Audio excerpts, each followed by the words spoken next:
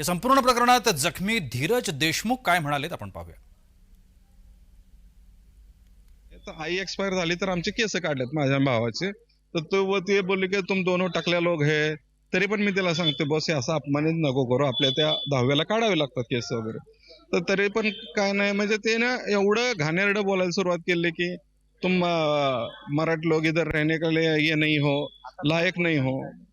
आता आम्हाला पोलिसांनी सांगितलं की त्या दिवशी आमचं पोलिसांनी जे काय माझा जी तक्रार होती ती बरोबर घेतली नाही, म्हणजे इनकम्प्लीट घेतली. ज्या मेन माझ्या ज्या गोष्टी होत्या, जे माझ्या भावावरती जीव घेणं हल्ला झाला, ते सगळं त्या स्टेटमेंट मधून त्यांनी वगळलं होतं. आणि पोलिसांनी मला दुसरा पेपर दिला साईन करायला, ते वगळलेला पेपर. हा ते सांगितलं ना डीसीपी साहेबांना. दोन नाही, एक जण आहे, माझा भाव आहे, लहान भाऊ. तो जखमी म्हणजे आम्हाला हे असे वार झालेले आहेत, हे असं पूर्ण बँडेज पूर्ण आतमध्ये लागले. माझ्या मिसेसला लागले, ते कळवे कट्टे त्यांच्या मुलाला लागले, हे सर्वांना असं लागलंय.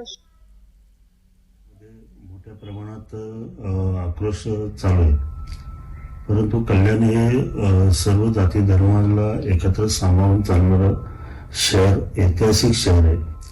आणि इथे अशी घटना घडते, हा आमच्या दृष्टीने कायदेसुव्यवस्थेचा प्रश्न आहेच, परंतु कोणीही त्याच्यामध्ये राजकारण न करता जे आरोपी आहेत त्यांना कठोरात कठोर शिक्षा कसं होईल, आणि अशी जी प्रवृत्ती असते, कारण त्या कुठल्या तरी अजमेरा हाईट्स म्हणून जी आमच्याकडे सोसायटी आहे, त्या सोसायटीमध्ये, ती हायफाय सोसायटी आहे, त्या सोसायटीमध्ये हा प्रकार झालेला आहे आणि हे एकदम चुकीचं आहे.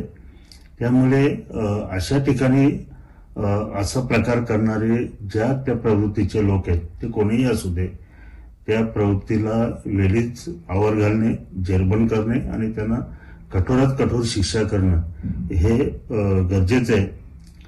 मी पोलिसांशी सुद्धा बोललोय की आजच्या दिवसात त्या सर्व आरोपींना अटक करा, अन्यथा उद्या हा प्रश्न हिवाळी अधिवेशनामध्ये वेगळ्या पद्धतीने मांडण्यात येईल, जर त्यांना अटक केली नाही तर. त्यामुळे पोलिसांशी सुद्धा मी बोलतो की जो आक्रोश त्या सर्व लोकांचा आहे, कल्याणमधील जी जनता एकत्र आलेली आहे, त्यांचा जो आक्रोश आहे, त्या हिशोबाने पोलिसांनी सुद्धा काम करावं, योग्य तो तपास करावा आणि ह्या आरोपींना तात्काळ अटक करून त्यांच्यावर कठोरात कठोर त्यांच्यावरती कलम लावून त्यांच्यावरती गुन्हा दाखल करून त्यांना अटक करून घ्यावं, अशी त्यांना फोनद्वारे मी चर्चा करतो. आणि हे प्रकरण जास्त कुठल्याही प्रकारे चिघळू नये यासाठी सर्व समाजातील लोकांना आवाहन करतो. आपलं कल्याण सर्वसमावेशक कल्याण, असं आपण त्याला कुठेही गालबोट लागेल असं करू नका.